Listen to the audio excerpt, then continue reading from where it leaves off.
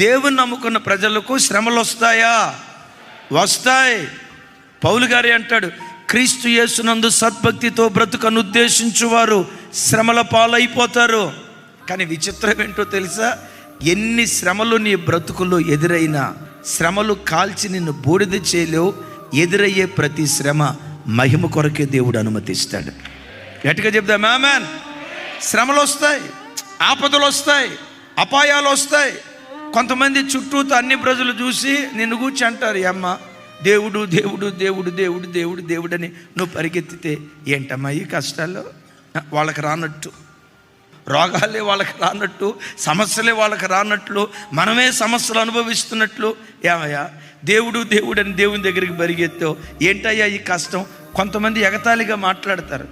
వాళ్ళని చూసి నువ్వు వేడిసి ఎట్లా అని అట్లా అనొద్దు.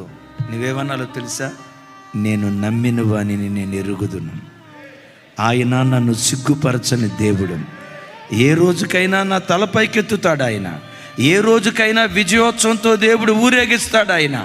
ఈరోజు ఎగతాళి చేసిన నోరులే, విమర్శించిన నోరులే రేపు ప్రశంసించేటట్లుగా దేవుడు చేస్తాడు.